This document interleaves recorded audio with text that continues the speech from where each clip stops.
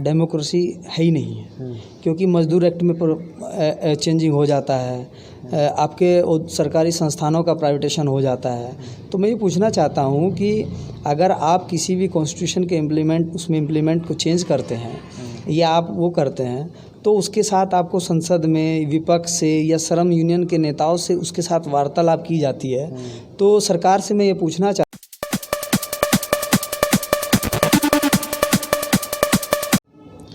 दोस्तों नमस्कार।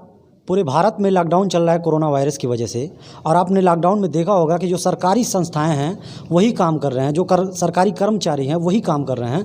बाकी जितने भी प्राइवेट हॉस्पिटल्स थे, प्राइवेट संस्थाएं थी, उन्होंने हाथ खड़े कर दिए, सब के सब भाग गए हैं। इस लॉकडाउन के समय में अपनी जान जोखिम में डाल करके जो सरकारी कर्मचारी हैं वही काम कर रहे हैं। लेकिन आप देखेंगे पिछले कुछ सालों का इतिहास उठाकर देखेंगे कि हमारी सरकारें प्राइवेटाइजेशन को लेकर के कितनी उतावली थी। वे लगातार सरकारी संस्थाओं का प्राइवेटाइजेशन करने को उतारू थी। तो आज हम इस चीज़ पे बात करेंगे। हमारे साथ एक रेलवे कर्मचारी मौजूद हैं जिनका एक संगठन है SRBKU, इसके ये मंडल मंत्री हैं। तो इनसे हम बात करेंगे प्राइवेटाइजेशन पे। तो सर बहुत बहुत स्वागत है आपका। धन्यवाद। सबसे पहले आप हमारे दर्शकों को अपना परिचय बता दें। सबसे पहले तो मैं आपके चैनल को असुर भारत को बधाई देना चाहता हूं कि ये लगातार जो मज़दूरों की आवाज़ और रेल कर्मचारियों की आवाज़ उठा रहे हैं, उसके लिए आप साधुवाद के पात्र हैं। मेरा नाम इंजीनियर आनंद कुमार है और मैं देश की सर्वप्रथम जो अम्बेडकर राइट ट्रेड यूनियंस है, स्वतंत्र रेलवे बहुजन कर्मचारी यूनियन, पूर्वोत्तर रेलवे का कारखाना के मैं मंडल मंत्री हूँ। और मैं आपको ये बता दूं कि देश में जब से यूनियनों का गठन हुआ तब से आज तक कोई अम्बेडकर राइट यूनियन काम नहीं कर रही थी। बाबा साहब ने 1938 के अपने मनमाड़ के अधिवेशन में कहा भी था कि अगर मज़दूरों को अपना शोषण और उससे बचना है तो इनको अपनी यूनियंस बनानी पड़ेगी। हम लोग कम्युनिस्टों की विचारधारा के साथ जुड़े रहे और उन्होंने हमारा जो है कम्युनिस्टों ने लेबर मिनिस्ट्री के नीचे आकर समझौते कर गरीब मज़दूरों का शोषण कराया। लेकिन जब से ये स्वतंत्र रेलवे बहुजन कर्मचारी यूनियन आया है और हम लोगों ने बहुजनों की आवाज़ उठाने का जिम्मा लिया है, तो यहाँ पूर्वोत्तर रेलवे में स्वतंत्र रेलवे बहुजन कर्मचारी यूनियन के बैनर तले, जिसके हमारे जोनल अध्यक्ष अमरजीत प्रसाद जी हैं, उसके बैनर तले हम लोगों ने काफ़ी प्रदर्शन किए और मज़दूरों की आवाज़ को उठाया। और उसका परिणाम ये हुआ कि मज़दूर जो है धीरे धीरे अपने अधिकारों के लिए जागरूक हो रहे हैं। तो सर मेरा सबसे पहला सवाल ये है, आप एक सरकारी संस्था से बिलोंग करते हैं, आप रेलवे कर्मचारी हैं, और आपने देखा होगा कि हमारी सरकार जो आई है ये पिछले कई सालों में अगर इतिहास उठाएंगे तो ये प्राइवेटाइजेशन को लेकर के कितनी उतावली है। तो क्या रेलवे में भी ऐसा कुछ देखने को मिलता है प्राइवेटाइजेशन? देखिए, सरकार का सीधा मोटो ये रहा है कि सरकारी संस्थानों को ख़त्म करना है, और इसमें सरकारी संस्थानों को ख़त्म करने का सीधा मतलब ये है कि सरकारी नौकरियों को ख़त्म करना है, बंधुआ मजदूरी का प्रथा को दोबारा लागू करना है। रेलवे में भी प्राइवेटेशन को अभी इसी गवर्नमेंट ने कुछ दिन पहले 7 फैक्ट्रियों को, प्रोडक्शन यूनिट को प्राइवेटेशन पे दिया था। अच्छा। तमाम विरोध हुआ, उस विरोध के बावजूद इनको अपना जो आदेश था उसको वापस लेना पड़ा। लेकिन अभी जो है प्राइवेटेशन का स्तर इतना बढ़ता जा रहा है कि जो पब्लिक प्राइवेट पार्टनरशिप थी रेलवे में भी उसकी सीमा को बढ़ाकर इन लोगों ने 75% तक किया, जो कभी 48% था। और आज जो सरकारी कर्मचारियों की बात आप कर रहे हैं, लॉकडाउन में जो प्राइवेट की तरफ ये सरकार ध्यान देती थी, इस लॉकडाउन के इस आपदा की त्रासदी के समय वो प्राइवेट लोगों ने अपने हाथ खड़े कर दिए कि हम इस लॉकडाउन में सरकार का साथ नहीं दे सकते। लेकिन सरकारी संस्थान के जितने लोग आज लॉकडाउन में लगे हुए कोविड-19 में अपना सहयोग कर रहे हैं, उसमें महत्वपूर्ण योगदान रेलवे का अहम भूमिका है। क्योंकि रेलवे एक ऐसी चीज़ है, लोगों को देखने में लगता है कि रेलवे बंद हो गई है, लेकिन रेल बंद नहीं हुई है। आज भी हमारी मालगाड़ियाँ दौड़ रही है। मालगाड़ी में हमारे ड्राइवर, गार्ड्स, गैंगमैन, ट्रैकमैन इस आपदा में अपना काम कर रहे हैं बिना किसी PPE किट के, कोई सेफ्टी उनके पास डिवाइस नहीं है। लेकिन सरकार स्टाफ नर्स, डॉक्टर्स और सफाई कर्मचारी इनको प्रेफरेंस दे रही है, और हमारा जो रेलवे का स्टाफ है, रेलवे के स्टाफ को उतने प्रेफरेंस नहीं दिया जा रहा है। तो हम एक यूनियन के माध्यम से अपने रेलवे के स्टाफ के लिए हमेशा सरकार से डिमांड करते हैं कि हमारी रेल को भी इग्नोर ना किया जाए, रेलवे को भी फर्स्ट प्रायोरिटी पर रखा जाए, क्योंकि railway is the lifeline of country. Railway सबसे बड़ी जीवन रेखा है। जी जी। और रेलवे ने ही अभी हमारे रेल मंत्री जी ने कहा कि हम 2 लाख लोगों को रोज़ ढो रहे हैं। तो जान लीजिए कि इस आपदा की घड़ी में रेल को ही याद करना पड़ा है। और रेल ने जितने मज़दूरों को आज अपने घर तक पहुंचा रही है, उनके गंतव्य तक पहुंचा रही है, उसमें रेल की अहम भूमिका है। तो मैं ये कहूँगा कि रेल का जो प्राइवेटेशन पे आपने सवाल पूछा है, शुरू से रेल सरकार की मंशा ही रही है कि प्राइवेटेशन को दे दिया जाए। लेकिन मैं आपको ये बताना चाहता हूँ कि प्राइवेटेशन किसी भी समस्या का हल नहीं होता है। जी। जब तक नेशनलिज्म ये होता है, राष्ट्रीयकरण का संविधान में भी ये प्रावधान है कि सरकारी संस्थानों का प्राइवेटेशन नहीं होना चाहिए, उनका राष्ट्रीयकरण होना चाहिए, ताकि यहाँ की ज़्यादा से ज़्यादा गरीब जनताओं को रोज़गार मिले, बेरोज़गारी दर ना बढ़े। लेकिन प्राइवेटेशन को बढ़ावा देने का सीधे सीधे मतलब ये है कि यहाँ के कुछ चंद पूंजीपति लोगों को फ़ायदा देना है और कुछ नहीं है।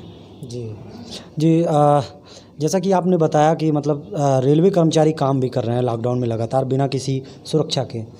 लेकिन मैंने सुना है कि पिछले दिनों जो रेलवे कर्मचारी थे उनका पैसा भी काटा गया है, प्रधानमंत्री जो राहत कोष है उसमें देने के लिए, क्या सही है? हाँ, अभी पहले प्रधानमंत्री रिलीफ फंड कोष बना था, लेकिन जो वर्तमान सरकार है उन्होंने उस कोष को हटाकर प्रधानमंत्री केयर फंड नाम से एक कोष चलाया हुआ है।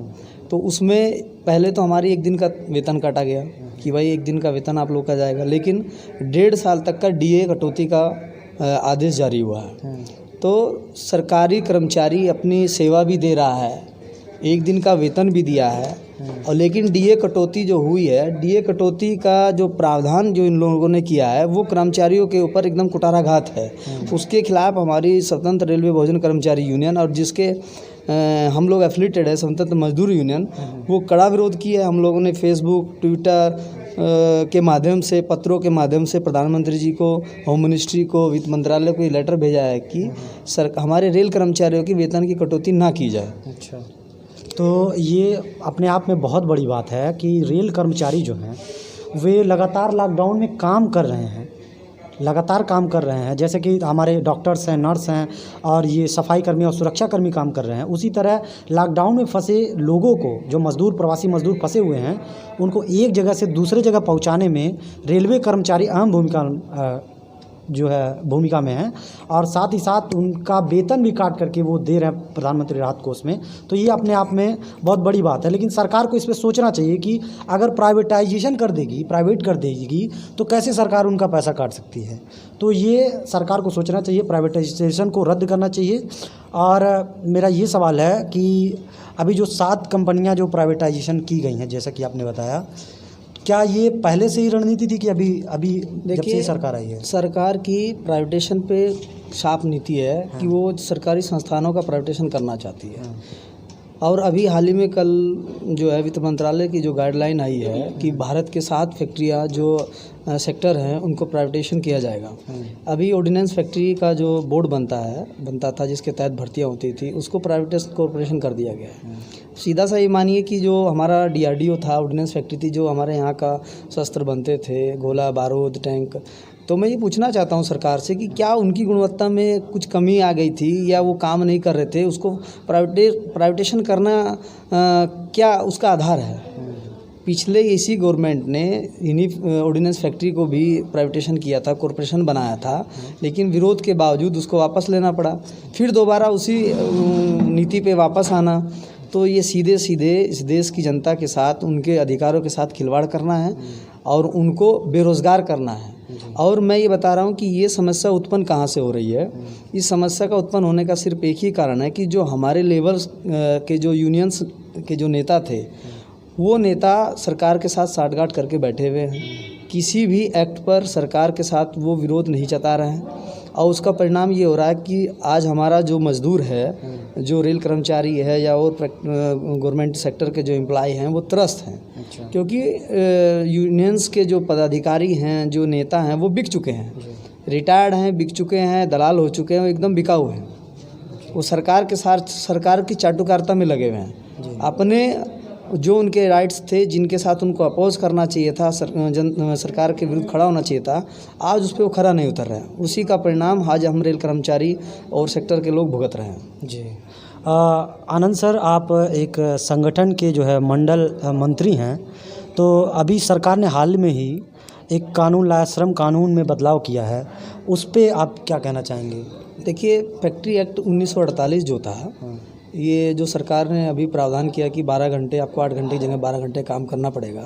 मैं आपको बताऊं कि अंग्रेज़ों के टाइम में सूरत में सबसे बड़ी फैक्ट्री थी जिसमें सबसे पहले मजदूरों ने आंदोलन किया, और अंग्रेज़ों के बनाए हुए कानून को 12 घंटे की जगह 8 घंटे, और फिर बाबा साहब ने उसी को जब फर्स्ट लेबर मिनिस्टर हुए उसको संविधान में प्रावधान किया कि आप 8 घंटे से ज़्यादा किसी भी एम्प्लॉय से काम नहीं ले सकते हैं। अगर आपको 8 घंटे से ज़्यादा काम लेना है तो उसका वेज का डबल वेज आपको देना पड़ेगा। लेकिन सरकार ने अभी हाल ही में जो आप बता रहे हैं कि औद्योगिक नीति में जो बदलाव हुआ, यही हमारी स्वतंत्र यूनियन मजदूर यूनियन जो है, स्वतंत्र रेलवे मजदूर यूनियन, स्वतंत्र रेलवे बहुजन कर्मचारी यूनियन, हम लोगों ने सबसे पहले इसका विरोध किया। ट्विटर के माध्यम से हमारे जोनल अध्यक्ष जी हैं, महासचिव हैं, सेंटर बॉडी ने ट्वीट किया प्रधानमंत्री जी को, और फेसबुक के माध्यम से। और मैं धन्यवाद देता हूं आप जैसे लोगों को कि जो सोशल मीडिया से की ताकत को इतना बुलंद किए हुए हैं कि वो आवाज़ हमारी सरकार के कानों तक गई है, और उनको फिर वापस 3 दिन के बाद ही कोर्ट में भी केस हुआ, 3 दिन के बाद ही उस फैक्ट्री एक्ट को वापस लेना पड़ेगी, कर्मचारी 8 घंटे ही काम करेंगे। और मैं ये कहना चाहता हूँ कि अगर उसी बुलंदी के साथ जो यूनियंस के नेता हैं ये सरकार के साथ अगर दो हाथ करने के लिए खड़ा हो जाएं तो मज़दूरों के हितों के साथ खिलवाड़ नहीं हो सकती है। लेकिन इन यूनियंस के नेताओं ने आज अपने ज़मीर को बेच डाला है। मैं ये नहीं समझ पा रहा हूँ कि देश में लोकतंत्र है, लेकिन सरकार ऐसा कदम आखिर उठाने की हिम्मत कहाँ से करती है कि जो पहले की व्यवस्था थी, जो बाबा साहब अम्बेडकर ने संविधान में हमको बना कर दिया कि 8 घंटे से ज़्यादा आप किसी मज़दूर से काम नहीं करा सकते हैं, लेकिन सरकार कहाँ से सोच लाती है, कहाँ से उसके दिमाग में उसकी हिम्मत कैसे होती है कि वे जो है मज़दूरों को 12 घंटा तक काम करने के लिए प्रावधान पारित करने की कोशिश करते हैं? ये सब चीज़ें कहाँ से आती हैं? देखिए, मैंने आपसे पहले अभी भी कहा कि सरकार कुछ चंद पूंजीपतियों को फ़ायदा देना चाहती है, और देश की 85% 90% जनता को उनके अधिकारों से वंचित करना चाहती है। ये डेमोक्रेसी यहाँ है, लोकतंत्र है। लेकिन आज अगर आप देखेंगे तो डेमोक्रेसी के नाम पर यहाँ डेमोक्रेसी है ही नहीं है, क्योंकि मजदूर एक्ट में चेंजिंग हो जाता है, आपके सरकारी संस्थानों का प्राइवेटेशन हो जाता है। तो मैं ये पूछना चाहता हूँ कि अगर आप किसी भी कॉन्स्टिट्यूशन के इम्प्लीमेंट को चेंज करते हैं या आप वो करते हैं, तो उसके साथ आपको संसद में विपक्ष से या श्रम यूनियन के नेताओं से उसके साथ वार्तालाप की जाती है। तो सरकार से मैं ये पूछना चाहता हूँ कि क्या इन जो आपने अभी श्रम कानून चेंज किया, अभी आपने प्राइवेटेशन 8 सेक्टरों का किया, रेलवे का प्राइवेटेशन लगातार होता जा रहा है, तो क्या इस पर कोई वार्तालाप होती है? क्या इस पे कोई यूनियंस के नेताओं से कभी बातें होती है? अगर वो बातें होती हैं तो यूनियंस उसको पारदर्शिता के साथ क्यों नहीं कर रही? लेकिन मेरा ये मानना है कि सरकार सिर्फ डेमोक्रेसी में विश्वास रखती नहीं है, वो डिक्टेटरसी में विश्वास रखती है। और जो आज ये हो रहा है, आप लॉकडाउन में देख लीजिए कि हमको ये बताइए कि लॉकडाउन कोविड-19 का सहारा लेके आज सारी चीज़ें सरकार जनता के ऊपर थोप रही है। मज़दूर परेशान है, सड़कों पे मर रहा है, उस सुविधाएं नहीं है, डॉक्टर के पास सुविधाएं नहीं, डॉक्टर आज कोविड-19 में उनके पास किट नहीं है, उसमें नहीं है।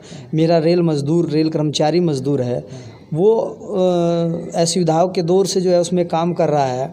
अभी मैं कारखाने में हूँ, तो कारखाने में हमारे डिस्ट्रिक्ट मजिस्ट्रेट सर को 2 बार परमिशन के लिए भेजा गया कि आप जो है हमको 30% 33% लोगों का परमिशन के लिए अलाउ कीजिए, हम कारखाने में काम कराना चाहते हैं। अच्छा। लेकिन डिस्ट्रिक्ट मजिस्ट्रेट सर ने देखा यहाँ पे कि यहाँ सोशल डिस्टेंसिंग का पालन नहीं किया जा सकता, तो उन्होंने परमिशन देने के लिए मना कर दिया। लेकिन उसके बावजूद भी कारखाना खुल रहा है, कारखाना में लोग आते हैं, कारखाना में किस आधार पर लोगों को बुलाया जाता है, कहीं रोस्टर ड्यूटी है कहीं नहीं है, और जिनको बुलाया जाता है तो उनको भी पता नहीं चलता कि हमारा अटेंडेंस जा रहा है कि नहीं जा रहा है। तो बहुत चीज़ें ऐसी हैं। लेकिन मैं ये कहना चाहूँगा कि रेल कर्मचारी, हम रेल प्रशासन के अंदर में आते हैं, भारत सरकार के अंदर में रेल सरकारी जो तंत्र का जो जिस दौर से हम लोग हैं, हम लोग कभी सरकार को मना नहीं कर सकते। हम सरकार के साथ कंधे से कंधा मिला के खड़े हैं, लेकिन सरकार हमारी सुविधाओं का भी ध्यान रखे। इस कोविड-19 की आपदा में रेल कर्मचारी जो आज हमारा गार्ड्स है, ड्राइवर्स है, मैंने पहले कहा गैंगमैन, ट्रैकमैन हैं, लेकिन अगर आप चले जाइए तो देखिए कि उनके पास क्या सुविधाएं हैं। बिल्कुल। लेकिन रेलवे का प्राइवेटेशन की स्तर को बढ़ाया जा रहा है। और ये देश की पहली अम्बेडकराइट ट्रेड यूनियंस जो मैंने बताया आपको, स्वतंत्र रेलवे बहुजन कर्मचारी यूनियन और ILU स्वतंत्र मजदूर यूनियन, ये ऐसी ट्रेड यूनियन है जिसमें समाज का जो दबा कुचला, वंचित, पीड़ और शोषित समाज से जो लोग आते हैं, और मैंने देखा कि 12-13 साल की सर्विस में इस समाज से, जो SC ST OBC माइनॉरिटी के समाज से जो यूनियंस यहाँ काम कर रही थी, इनके चीफ पदों पर कोई हमारे समाज का नेतृत्व नहीं करता है। लेकिन ये जो स्वतंत्र रेलवे मजदूर यूनियन, मैं ये नहीं कह रहा हूँ कि ये खाली जाति विशेष का प्रतिनिधित्व करती है, ये उन लोगों का प्रतिनिधित्व करती है जिनको आज तक प्रतिनिधित्व का मौका ही नहीं मिला, और हम उसी प्रतिनिधित्व को अपनी बातों को आगे रखते हुए आज बाबा साहब विचारधाराओं पे, साहू जी महाराज की विचारधाराओं पे काम कर रहे हैं। और समाज के जो वंचित लोग हैं, जो रेलवे के वंचित लोग हैं, जिनको आज तमाम अपॉइंटमेंट होता है, पदोन्नति का मामला होता है, उनकी कहीं बात सुनी नहीं जाती है। प्रशासन से लेकर एडमिनिस्ट्रेटिव लेकर लोअर ग्रेड तक का क्लर्क भी उनको जो है दरकिनार कर देता है। लेकिन जब से हम लोग आए हैं, जब से SRB की आई है, मैं आपको ये बता देना चाहता हूँ कि एडमिनिस्ट्रेटिव के दिमाग में ये चीज़ आ गई है कि भाई इनकी बात उठाने वाली भी एक यूनियन है।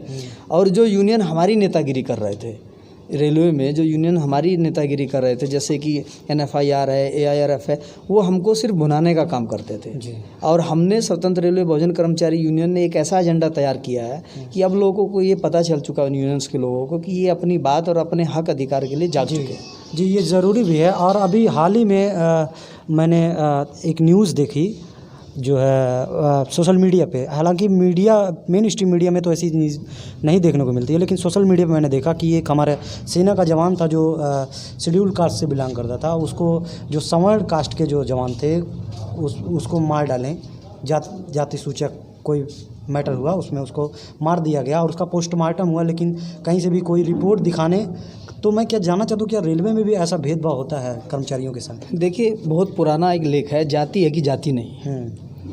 और जो इस देश में जो चल रहा है, आज से नहीं, ये सदियों पुराना दौर है। और यहाँ जो, जैसे आपने पूछा कि क्या रेलवे में भी ऐसा, रेलवे में बहुत केस ऐसे होते हैं जो जाति के नाम पर शोषण किया जाता है, जाति के नाम पर भेदभाव किया जाता है। क्योंकि मैं भी एक सुपरवाइजर वर्ग से आता हूँ, ऐसा बहुत जगह देखने को मिलता है कि इस समाज के साथ SC ST OBC और ख़ासकर SC समाज को तो इस नज़रिए से देखा जाता है कि ये लोग जो हैं आरक्षण से आए हैं, ये लोग ज़्यादा पढ़े लिखे नहीं होंगे, एजुकेट नहीं होंगे। लेकिन मैं आपको बता दूं कि सबसे ज़्यादा अगर इस रेलवे में सबसे ज़्यादा अगर भागीदारी है, आप परसेंटेज ऑफ रेशो उठा के देख लीजिए तो SC ST लोगों का योगदान शुरू से लेकर आज तक रहा है। इस रेल को बनाने में सबसे महत्वपूर्ण भूमिका SC ST लोगों की रही है।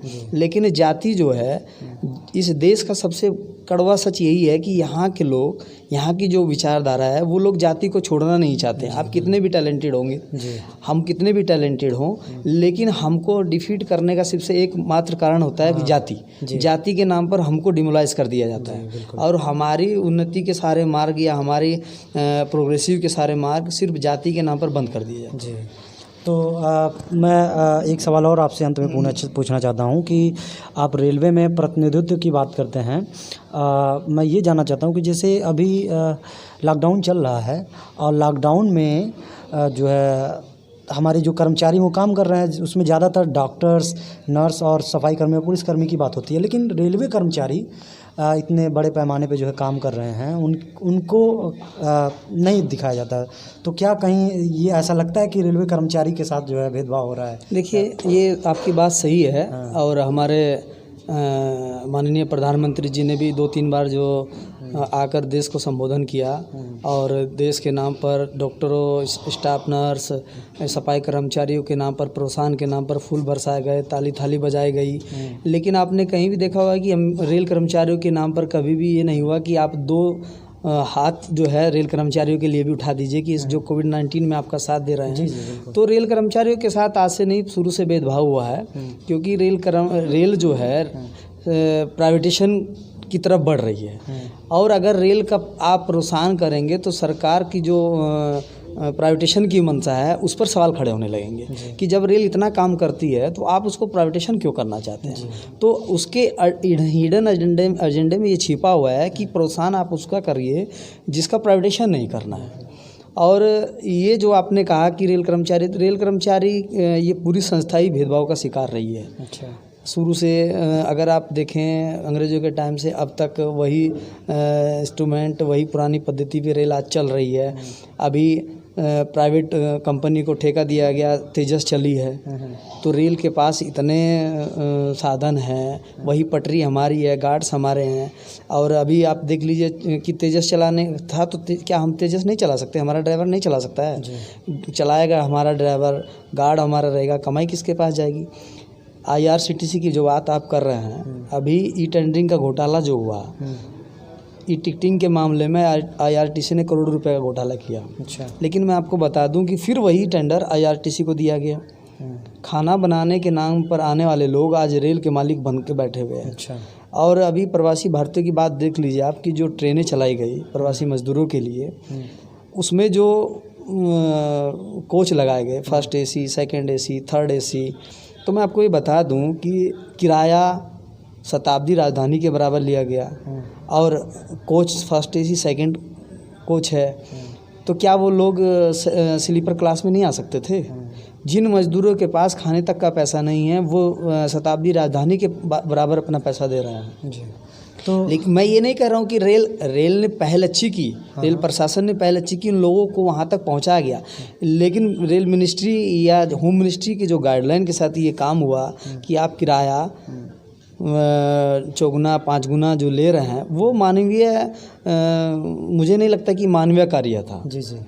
मानवीय कार्य नहीं होता। इस लॉकडाउन में एक तो आदमी परेशान है, उससे 3 गुना 4 गुना किराया लेना ये मानवीय नहीं है। 40-45 दिनों से लॉकडाउन है, आदमी जो मजदूर भूखे मर रहा है वो इतना किराया कहाँ से देगा? हाँ, तो उसकी हम अपने स्वतंत्र रेलवे बहुजन कर्मचारी यूनियन पे घोर निंदा करते हैं। अच्छा। और सरकार से ये अपील भी करेंगे कि जो कर्मचारियों से, जो मजदूरों से ये पैसा लिया गया है, तो भविष्य में इसकी लड़ाई स्वतंत्र रेलवे बहुजन कर्मचारी यूनियन उठाएगा कि ये जो जेन्युइन पैसा था वो उनसे लिया जाए। अच्छा, जैसे आपने इतनी सारी बातें कही कि रेलवे कर्मचारियों के साथ इतना भेदभाव हो रहा है और जो प्राइवेटाइजेशन हो रहा है रेलवे विभाग में, हालांकि वो तो हर सेक्टर में हो रहा है, लेकिन रेलवे विभाग में चूँकि आप हैं, आपका संगठन है, तो मैं जानना चाहता हूँ कि आपका संगठन इस पर क्या कर रहा है? देखिए, जब से SRBK रेलवे में आया है तो हमारी शुरू से यही मंशा रही है कि पहले तो हम रेल कर्मचारियों को उन मठाधीश यूनियनों की कारतूते के बारे में बताएं, क्योंकि अगर हम उनकी काली सच्चाई लोगों के सामने नहीं बताएंगे तो हमको स्वीकार करने में लोगों को बहुत समय लगेगा। और हम यूनियंस की जो बैठे हुए दलाल वहाँ, उनके बारे में हम लोगों को बता रहे हैं और उनके अधिकारों के लिए SRBK लगातार तत्पर है, लड़ रही है। और आने वाले समय में मैं बता दूं आपको कि अगर मौका मिलेगा तो मैं आपको ये बता दूं कि SRBK एक बहुत बड़ा दल मजदूरों का, रेल कर्मचारियों का बन के उभरेगा और उनके हक अधिकारों की लड़ाई के लिए हमेशा तत्पर रहेगा। इसमें मैं आप लोग को एक और बताना चाहता हूं कि इस यूनियन में एक तो कोई रिटायर्ड नेता नहीं है। अच्छा। और कोई भी नेता ऐसा नहीं है जो किसी सामाजिक संगठन से जुड़ा हुआ है। सब रेल के कर्मचारी हैं, रेल की ही यूनियन की नेतागिरी करते हैं और मजदूरों के, उनके हक अधिकारों की लड़ाई हमेशा लड़ते हैं। अच्छा। और मैं शुरू से ये कहता हूँ, ये यूनियन ये कह रही है कि लोगों को बाबा साहब की विचारधाराओं पे, अम्बेडकर जी की विचारधाराओं पे, क्योंकि इस देश ने यहाँ लोगों की विचारधारा को जाति तक सीमित कर दिया है, जबकि डॉक्टर अम्बेडकर ने किसी एक विशेष जाति के लिए काम नहीं किया। आज जिस डेमोक्रेसी पे देश चल रहा है उसमें सभी धर्म, सभी जाति, सभी समुदाय के लोगों की बात कही गई है और उसी के कॉन्सेप्ट पे हमारी जो SRBK है वो काम कर रही है कि हम रेलवे में और रेलवे के बाहर जो हमारी स्वतंत्र मजदूर यूनियन है, उन मजदूरों, उन संगठित और असंगठित मजदूरों